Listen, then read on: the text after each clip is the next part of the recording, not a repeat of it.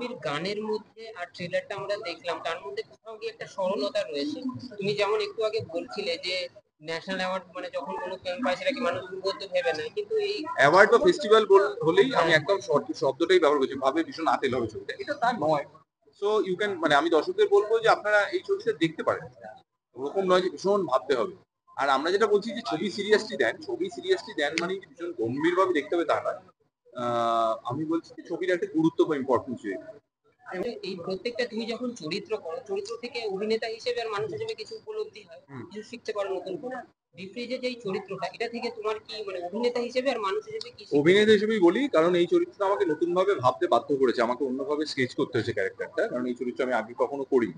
কাজে আমিও প্রচুর প্রশ্ন করেছি অর্জুনকে যে কেন এই কথাটা বলছে, কেন এই কাজটা করলো, বা এইখানেও ঠিক কি করা উচিত।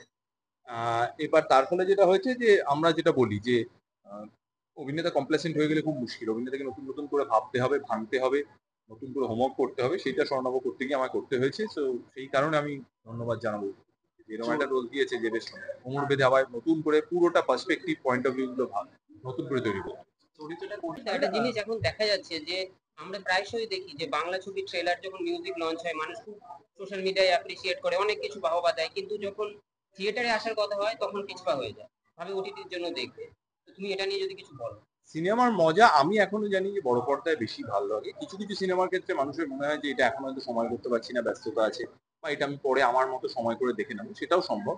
এবং বাংলা ছবির ক্ষেত্রে এটা আরো সম্ভব, কারণ বাংলা ছবির ক্ষেত্রে প্রচুর দর্শক আছেন যারা হয়তো এমন জায়গায় থাকেন, সেটা শহরে, মানে শহরে বলবো না, মানে পশ্চিমবঙ্গে বা পশ্চিমবঙ্গের বাইরে বা দেশের বাইরে, যেখানে নিয়মিত বাংলা ছবি রিলিজ হয় না। তো কাজেই তাদের তো ওটিটি ছাড়া কোনো উপায় নেই। কিন্তু যাদের কাছে উপায় আছে, তারা যদি মনে করেন, দেখো আমি মানে আমার যারা দর্শক তাদেরকে অনুরোধও ঠিক বলবো না, তাদের আগ্রহ উস্কে দিতে পারি, কিন্তু আমি কখনোই তাদের জোর করতে পারি না। তাদের যদি মনে হয় যে তাদের হার্ড আর্ন মানি খরচা করে টিকিট কেটে এই ছবিটা দেখতে তাদের ভালো লাগবে, তাহলেই তারা যাবে। আমরা ভালো কাজ করার চেষ্টা করতে পারি, বাট বাকি দায়িত্বটা বা বাকি সিদ্ধান্তটা সম্পূর্ণভাবে দর্শক। বলছি স্বামীর মধ্যে যে হ্যাঁ হ্যাঁ, হিংসুটল যে শুনতে মানসিকতা পাচ্ছি, মানে আয় বাবা। স্বামীর মধ্যে যে হ্যাঁ। হিংসুটল মানসিকতা সেটা মানে তোমার বা বিভিন্ন বিবাহ মানে সম্পর্কে সেটা কি, সেটার জন্য কি হিংসুটল মানসিকতার জন্য কি ছবিটার নাম ডিফ্রিজ বা সেইটার সমীকরণটা অনেকটাই বোঝাচ্ছে? ডিফ্রিজ বললেই তো আমরা একটা শৈত্যর কথা জানি, একটা ঠান্ডা ব্যাপারটা জানি, তো সেটা অবশ্যই। এবং ডিফ্রিজ নামকরণ কেন হচ্ছে সেটা সিনেমা দেখলে বুঝতে কোনোই অসুবিধা হওয়ার কারণ নেই, খুবই লিটারালি মেটাফর হিসেবে ইউজ করা যায়, মানে রূপক। হ্যাঁ।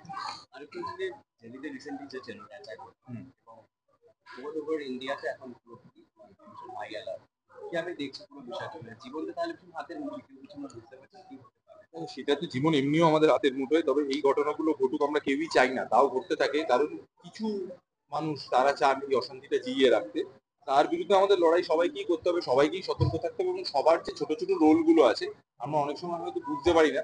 আমরা ভাবি যে এটা আর এমন কি, এটা করলে এমন কিছু হয়তো ক্ষতি হবে না, অনেক সময় অনেক ইনফরমেশন হয়তো আমরা এভাবে শেয়ার করে দিই, আমরা বুঝতে পারি না, সেই ব্যাপারে আমাদের আরো সতর্ক থাকতে হবে। কিন্তু এটা এতই একটা ক্লাসিফাইড বিষয়, এবং এতই আর্টিফিশিয়াল ইন্টেলিজেন্স বলো বা প্রতিরক্ষা বলো, সেগুলো এতই সিরিয়াস বিষয়।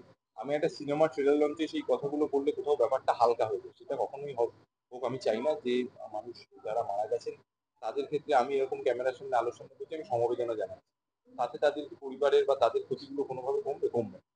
বাট মানে এটা এটা খুবই, ওই যে বললাম, সব শব্দগুলো তখন কিরকম ব্যর্থ লাগে, মানে আমি বলবো খুব দুঃখজনক, এরকম যেন হোক আর চাই না, এই কথাগুলো তো আমরা বহুবার বলছি। বাট আমার মনে হয় যারা এই দায়িত্বে আছেন তারাও সারাক্ষণ কাজ করছেন, চেষ্টা করছেন, তো আমরা সবাই সেই চেষ্টাতে সামিল।